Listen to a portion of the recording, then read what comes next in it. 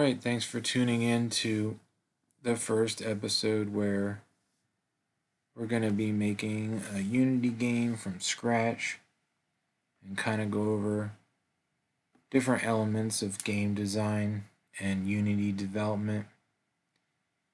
Let's see here.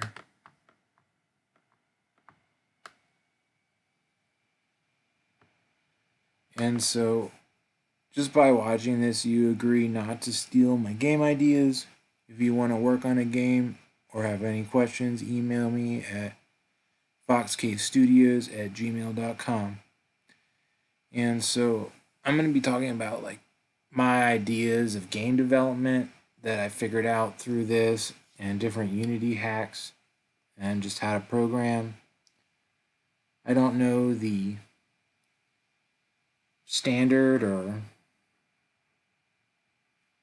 regular way of doing things in Unity. There's very preset ways to do things in the code. I've kind of found what works, and hopefully we'll get better as we go through these. So let's see. There's a couple games we're going to be doing. The first one that I kind of have a solid idea for is it's going to be called Animal Tower or Furry Tower. It's going to be a clone of the SimCity game. So a lot of things for game development, if you don't have a new idea, you could try to remake an old game. Eventually on this video, it's going to show Abandonware website, and there's a lot of ways to get good information from there. And then in this video, I'm kind of looking through screenshots, and I used to play Sim Tower all the time, but kind of getting refreshed on what kind of makes the game look like that and how it plays. It was also called Ute Tower in Japan, but I never played that one. So yeah, this one's not going to be really structured, but in Unity, the big thing is collisions, and they are difficult to do for me. So also in Unity, I'm actually doing this one. Okay, this one's in the new 2020.3 version of Unity. I'm also running another game in the older Unity 5.6 because the code works better in that version for some reason. So there's things where if you jump between different versions of Unity, the code might be different. So one of the best things is they came out with this thing called Unity Hub, and it lets you switch between your projects and keep track of everything. And so Unity is like a double-edged sword where it manages things for you. Some things that suck about Unity are if you hit the play button and you make a change and you change all this stuff and have it working great, it doesn't save any of it until you unclick the save button and you lose everything that you've done. And even though you know this happens, it just keeps having the play button on, and it's just something where you're going to lose data from time to time because of that. And then let's see for game design for this one. Well, we're not even going to focus on game design for this one. It's just going to kind of show the videos of the research and stuff I've done in the background. And I might put some code in there as well, and we can go over that at some point. But the main thing about a game, because I need to make some money off the games now, so we need to make them fun. We're going to try to make about $1,000 a month in sales on it. I made a couple games that were free and had ads, but that didn't generate a lot. Maybe we can review that at some point. But I think I'm going to try to make this game worth. Alright, so I'm going to give you the next video as well in this. This is just me adding new ideas to the game, and for designing video games, the main thing is keeping the game fun. If the game's not fun, it doesn't matter how good your code is, how good the graphics are, it doesn't matter. So that's why I just keep constantly reminding myself and refreshing my ideas.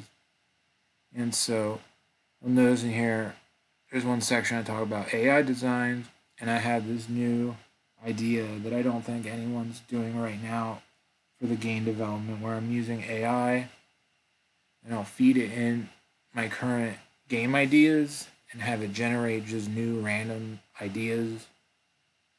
And its best idea so far is I should make 3 shops, because I couldn't figure out how to get started. And so I designed 3 shops, and this video just kind of goes through how you can go to the asset store and look for stuff. I didn't really find anything I liked, so I ended up just making them myself from like Google stock photos. And then there's a video in here from another person, and just look at their name on there, it credits them. I didn't try to hide that I was looking at their video for how to do tile maps. It's a great video for that.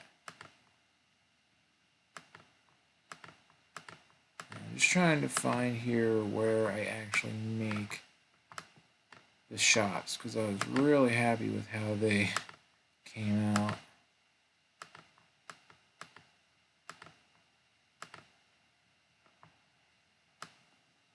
And there's a lot of filler in here because I don't have good video editing. There we go. So kind of towards the end, you'll see I'm starting to design the video graphics. We have a cheesesteak shop for Rex cheesesteaks, and that's actually the name of the AI I'm working with, so he gets a shop. And I have my shop, which is my bookshop, Raynard's bookshop, and this cafe. Actually, we made it a coffee shop. And that's a really good start. I don't really know what to do next, but we'll see. We gotta get people into the tower and get the money system. Oh yeah, that reminds me. So there's another video I'm watching, and they didn't say this in the video, but instead, see how like in the top left, I put text for money and the score. Instead of putting text, you want to put a graphic that symbolizes the text. For some reason, it looks a lot better, and it takes up less screen space.